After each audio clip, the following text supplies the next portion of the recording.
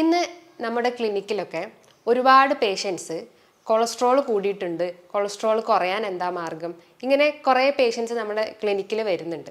അപ്പം എന്താണ് ഈ കൊളസ്ട്രോൾ? കൊളസ്ട്രോൾ അത്ര അപകടകാരിയായിട്ടുള്ളൊരു വസ്തുവൊന്നുമല്ല. അത് നമ്മുടെ ശരീരത്തിൽ ഉൽപ്പാദിപ്പിക്കുന്ന ഒരു വാക്സി സബ്സ്റ്റൻസ് ആണ് ഈ കൊളസ്ട്രോൾ എന്ന് പറയുന്നത്. രാവിലെ കഴിക്കുന്ന ഭക്ഷണം അല്ലെങ്കിൽ ഉച്ചയ്ക്ക് കഴിക്കുന്ന ഭക്ഷണം, ഇതിനൊക്കെ ഒരു ചിട്ടയായിട്ടുള്ള ഒരു ഭക്ഷണ രീതിയാണെങ്കിൽ നമുക്ക് ഈ കൊളസ്ട്രോൾ കുറേ കൺട്രോൾ ചെയ്യാൻ ശ്രമിക്കാം. അപ്പം ആദ്യം തന്നെ രാവിലെ നമ്മൾ കഴിക്കുന്ന ഒരു ഭക്ഷണം ഗ്ലൂക്കോസ് അടങ്ങിയിട്ടുള്ള ഒരു അന്നജം അടങ്ങിയിട്ടുള്ള ഭക്ഷണങ്ങളാണെങ്കിൽ അത് കഴിവതും കുറയ്ക്കാൻ ശ്രമിക്കുക. ഈ ഒരു കൊളസ്ട്രോൾ നമ്മൾ മാക്സിമം കൺട്രോൾ ചെയ്യാൻ ശ്രമിക്കുകയാണെങ്കിൽ നമുക്ക് ഹാർട്ട് ട്രബിൾസും അല്ലെങ്കിൽ കിഡ്നി ട്രബിൾസ് പോലത്തെ അസുഖങ്ങൾ നമുക്ക് കുറേ കൺട്രോൾ ചെയ്യാൻ പറ്റും. എല്ലാവർക്കും നമസ്കാരം. ഞാൻ doctor Juhi Das, homeopathic physician, Q&B health care. ഇന്ന് നമ്മുടെ ക്ലിനിക്കിലൊക്കെ ഒരുപാട് പേഷ്യൻസ് കൊളസ്ട്രോൾ കൂടിയിട്ടുണ്ട്, കൊളസ്ട്രോൾ കുറയാൻ എന്താ മാർഗം, ഇങ്ങനെ കുറേ പേഷ്യൻസ് നമ്മുടെ ക്ലിനിക്കിൽ വരുന്നുണ്ട്. അപ്പം എന്താണ് ഈ കൊളസ്ട്രോൾ? കൊളസ്ട്രോൾ അത്ര അപകടകാരിയായിട്ടുള്ളൊരു വസ്തുവൊന്നുമല്ല. അത് നമ്മുടെ ശരീരത്തിൽ ഉൽപ്പാദിപ്പിക്കുന്ന ഒരു വാക്സി സബ്സ്റ്റൻസ് ആണ് ഈ കൊളസ്ട്രോൾ എന്ന് പറയുന്നത്.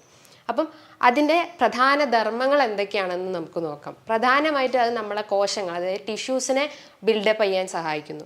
മറ്റൊന്ന് പറഞ്ഞാൽ വൈറ്റമിൻ ഡി അബ്സോർപ്ഷനെ സഹായിക്കുന്നു. മറ്റൊന്നെന്ന് പറഞ്ഞാൽ ഹോർമോണൽ ബാലൻസ് മെയിൻറ്റെയിൻ ചെയ്യാൻ ഈ കൊളസ്ട്രോൾ സഹായിക്കുന്നു. അപ്പം നമ്മൾ ഈ കൊളസ്ട്രോളിന് ഇങ്ങനെ പേടിച്ച് നിർത്തേണ്ട ഒരു കാര്യമൊന്നുമല്ല. അതിൻ്റെ വാല്യൂ നോർമലിൽ നിന്ന് ഹൈ ആകുമ്പോഴേക്കാണ് ഈ കൊളസ്ട്രോൾ എന്ന് പറഞ്ഞ ഒരു ഇതിനെ നമ്മൾ കൂടുതലായിട്ട് ഭയക്കുന്നത്. അപ്പം നമുക്ക് ഈ കൊളസ്ട്രോൾ ടെസ്റ്റ് ചെയ്യാൻ പല ടെസ്റ്റുകൾ ഇന്ന് അവൈലബിൾ ആണ്. അതായത് ലിപ്പിഡ് പ്രൊഫൈൽ ടെസ്റ്റാണ് മെയിനായിട്ട് നമ്മൾ കൊളസ്ട്രോൾ ചെക്ക് ചെയ്യാൻ ഉപയോഗിക്കുന്നത്. അതിൻ്റെ അകത്ത് കുറേ വാല്യൂസ് ഉണ്ട്. HDL, LDL, VLDL, total cholesterol, അങ്ങനെ കുറേ വാല്യൂസ് ഉണ്ട്. അപ്പം ഈ HDL എന്ന് പറഞ്ഞു കഴിഞ്ഞാൽ അതൊരു ഗുഡ് കൊളസ്ട്രോൾ ആണ്. അത് ഏകദേശം ഒരു 60 മേലെ ആയിട്ട് വരണം. LDL എന്ന് പറയുമ്പോൾ ഒരു ബാഡ് കൊളസ്ട്രോൾ ആണ്. അതൊരു 130 താഴെ വന്നു കഴിഞ്ഞാൽ നമ്മൾ ഒരു നോർമൽ കൊളസ്ട്രോൾ ആണെന്ന് പറയാം. ഇനിയിപ്പം ട്രൈഗ്ലിസറൈഡ് ആണെങ്കിലും ഒരു 150 താഴെ വരുവാണെങ്കിൽ ആ ഒരു റേഞ്ചിൽ വന്നിട്ടുണ്ടെന്ന് നമുക്ക് മനസ്സിലാക്കാം. ഇനിയിപ്പം ഈ ഒരു കൊളസ്ട്രോൾ കൂടി എന്ന് നമ്മളെ ശരീരം കാണിച്ചു തരുന്ന എന്തൊക്കെ ലക്ഷണങ്ങളാണെന്ന് നോക്കാം. പ്രധാനമായിട്ടും നമുക്ക് കൈകാലുകളിലൊക്കെ ഒരു തരിപ്പ് അല്ലെങ്കിൽ ഒരു മരവിപ്പ് പോലത്തെ ഒരു ഫീലിംഗ്. മറ്റൊന്ന് പറഞ്ഞാൽ നമുക്ക് ചെസ്റ്റിൽ ഒരു ഡിസ്കംഫർട്ട് അല്ലെങ്കിൽ ഒരു ഭാരം പോലത്തെ ഒരു ഫീലിംഗ് വരിക. മറ്റൊന്നെന്ന് പറഞ്ഞു കഴിഞ്ഞാൽ നമുക്ക് അമിതമായിട്ടുള്ള ക്ഷീണം. മറ്റൊന്നെന്ന് പറഞ്ഞു കഴിഞ്ഞാൽ നമുക്ക് കാഴ്ച മങ്ങുന്നൊരവസ്ഥ, അല്ലെങ്കിൽ കണ്ണിലൊക്കെ ഇരുട്ട് കയറുന്ന ഒരവസ്ഥ, നമുക്ക് അമിതമായിട്ടുള്ള വായനാറ്റം. ഇത്തരം ബുദ്ധിമുട്ടുകൾ, ഇത്തരം ലക്ഷണങ്ങൾ ഉണ്ടെങ്കിൽ നമ്മളെ ബ്ലഡിൽ കൊളസ്ട്രോൾ കൂടിയിട്ടെന്നുള്ള ഒരു ഇത് മനസ്സിലാക്കാം. മറ്റൊന്നെന്ന് പറഞ്ഞാൽ ഒരു തെറ്റായ ചിന്താഗതി എന്ന് പറഞ്ഞു കഴിഞ്ഞാൽ ഈ കുട്ടികളിൽ അല്ലെങ്കിൽ മെലിഞ്ഞ ആളുകളിൽ മാത്രമാണ് കൊളസ്ട്രോൾ ഉണ്ടാവില്ല, അല്ലെങ്കിൽ തടിച്ച ആളുകളിൽ മാത്രമാണ് കൊളസ്ട്രോൾ കൂടുന്നത് എന്നൊക്കെ പറയുന്നുണ്ട്. പക്ഷേ ഇങ്ങനത്തെ ഒരു കൺസെപ്റ്റ് തന്നെ തെറ്റാണ്. അതായത് അങ്ങനെ ഒരു ഏജ് ഡിഫറൻസ് ഇല്ല. അതായത് 15 വയസ്സ് മുതൽക്കേ നമുക്ക് ചിലപ്പോൾ ഒരു കൊളസ്ട്രോൾ കൂടാനുള്ള ഒരു ടെൻഡൻസി ഉണ്ട്. പണ്ട് തൊട്ടൊക്കെ അത് ഒരു 30 അല്ലെങ്കിൽ ഒരു 40 വയസ്സിനൊക്കെ കാണുന്നതായതുകൊണ്ട് ഇന്നത്തെ ഒരു ജനറേഷനിൽ അതൊരു 10-15 വയസ്സിന് മുതൽക്കേ ഈ ഒരു കൊളസ്ട്രോൾ കൂടി വരുന്ന ഒരു ടെൻഡൻസി ഉണ്ട്. ഇനി എപ്പോഴാണ് ഈ കൊളസ്ട്രോൾ നമ്മളെ ബോഡിയിൽ ഡേഞ്ചർ ആവുന്നത് എന്നുള്ളൊരു ഇത് നോക്കാം. അതായത് നമ്മൾ കഴിക്കുന്ന ഭക്ഷണം, അതായത് അന്നജം അടങ്ങിയിട്ടുള്ള ഭക്ഷണങ്ങൾ കഴിച്ചു കഴിഞ്ഞാൽ അത് കൊഴുപ്പ് രൂപത്തിൽ ഫാറ്റിൽ സ്റ്റോർ ചെയ്ത് വെക്കുന്നു. അപ്പം അത് അമിതമായി നമ്മൾ കഴിച്ചു കഴിഞ്ഞാൽ നമ്മളെ ബോഡിയിൽ അത്രയും ഫാറ്റ് ഡിപ്പോസിഷൻ നടക്കുകയും രക്തത്തിൽ അമിതമായിട്ടുള്ള ഈ കൊളസ്ട്രോൾ കൂടുകയും ചെയ്യുന്നു. നമ്മുടെ ശരീരത്തിലെ കൊഴുപ്പിന്റെ ഒരു ഘടന നോക്കി കഴിഞ്ഞു കഴിഞ്ഞാൽ 20% നമ്മൾ കഴിക്കുന്ന ഭക്ഷണത്തിൽ നിന്നാണ് കിട്ടുന്നത്. ബാക്കി 80% നമ്മളെ ലിവർ സ്റ്റോർ ചെയ്തിട്ടുള്ള ആ ഒരു കൊഴുപ്പാണ്. ബാക്കി ഈ ഒരു ലെവലിലാണ് നമ്മളൊരു ഫാറ്റിന്റെ ഒരു ഡിപ്പോസിഷൻ നമ്മളെ ബോഡിയിലുള്ളത്. ഇനി മറ്റൊന്നെന്ന് പറഞ്ഞു കഴിഞ്ഞാൽ ഈ പ്രമേഹ രോഗികൾക്ക് കൊളസ്ട്രോൾ കൂടി വരുന്നു, അല്ലെങ്കിൽ നമ്മൾ അവരുടെ ബ്ലഡ് റിപ്പോർട്ട് എടുത്തു കഴിഞ്ഞാൽ കൊളസ്ട്രോളും ഷുഗറുള്ള പേഷ്യൻസിൽ കൊളസ്ട്രോൾ കൂടി വരുന്നു എന്നുള്ളൊരു ഒരു പൊതുവായിട്ടുള്ളൊരു ഒരു പ്രശ്നം ഇന്നത്തെ സമൂഹത്തിലുണ്ട്. ഇതിൻ്റെ കാരണം എന്താണെന്ന് വെച്ച് കഴിഞ്ഞാൽ നമ്മൾ അമിതമായിട്ടുള്ള ഈ അന്നജം കഴിക്കുമ്പോൾ നമ്മളെ രക്തത്തിൽ അമിതമായിട്ട് ഈ ഗ്ലൂക്കോസിൻ്റെ കണ്ടന്റ് കൂടി വരുന്നു. അപ്പം ഈ ഗ്ലൂക്കോസ് കണ്ടന്റും, അതായത് നമ്മുടെ ബോഡിയിലുള്ള ഗ്ലൂക്കോസ് മോളിക്യൂളും ഈ ഷുഗർ മോളിക്യൂളും കമ്പൈൻ ചെയ്തിട്ട് അത് രക്തത്തിലേക്ക് അലിഞ്ഞു കൂടുകയും അങ്ങനെ ഇൻസുലിൻ റെസിസ്റ്റൻസ് പോലത്തെ പ്രശ്നങ്ങൾ ഡെവലപ്പ് ചെയ്യുകയും ചെയ്യുന്നു. അതുകൊണ്ടാണ് നമ്മൾ എപ്പോഴും നമ്മളെ പ്രമേഹ രോഗികൾ എപ്പോഴും കൊളസ്ട്രോൾ എപ്പോഴും കൺട്രോൾ ചെയ്ത് നിർത്തണം എന്ന് പറയുന്നത്.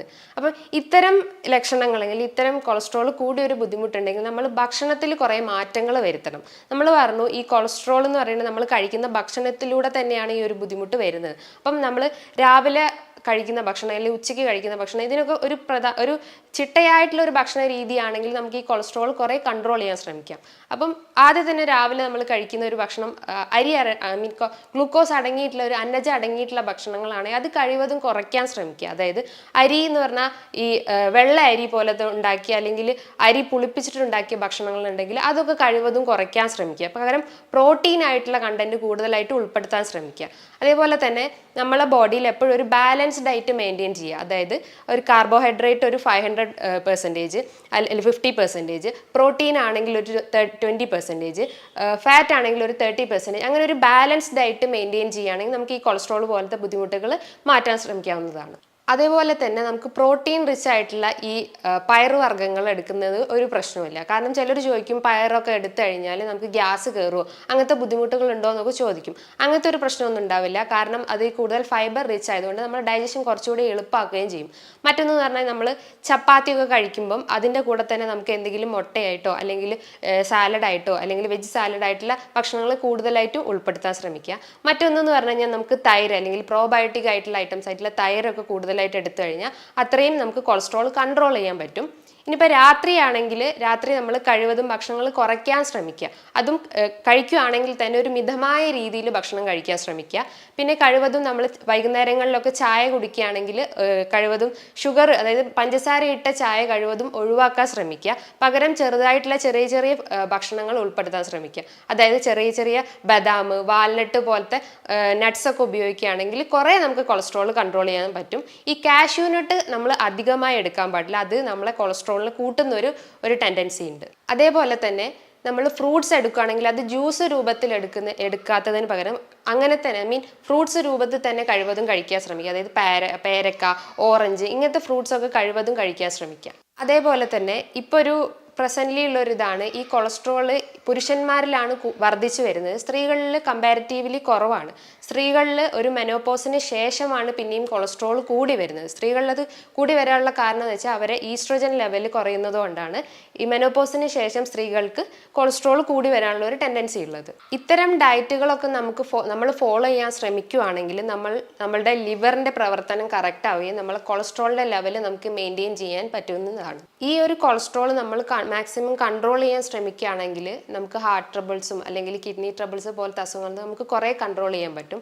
അപ്പം നല്ലൊരു ഡയറ്റും നല്ലൊരു എക്സസൈസും നമ്മളെ ജീവിതത്തിൽ ഇൻവോൾവ് ചെയ്ത് കഴിഞ്ഞാൽ നമുക്ക് ഈ ഒരു കൊളസ്ട്രോളിനെ, അതായത് ഈ കൊളസ്ട്രോൾ കൂടി വരുന്നത് നമുക്ക് കഴിവതും കുറയ്ക്കാൻ ശ്രമിക്കും. അപ്പം ഇത്രയും ബുദ്ധിമുട്ടുകൾ നിങ്ങളെ അലട്ടുന്നുണ്ടെങ്കിൽ നിങ്ങളൊരു ഡോക്ടറെ സഹായം തേടേണ്ടതാണ്. ഇതുമായി ബന്ധപ്പെട്ട് നിങ്ങൾക്ക് എന്തെങ്കിലും സംശയങ്ങൾ ഉണ്ടെങ്കിൽ താഴെ കാണുന്ന നമ്പറിൽ കോൺടാക്ട് ചെയ്യാവുന്നതാണ്. ഇനിയും നല്ലൊരു ഹെൽത്ത് വീഡിയോയുമായി വീണ്ടും കാണാം.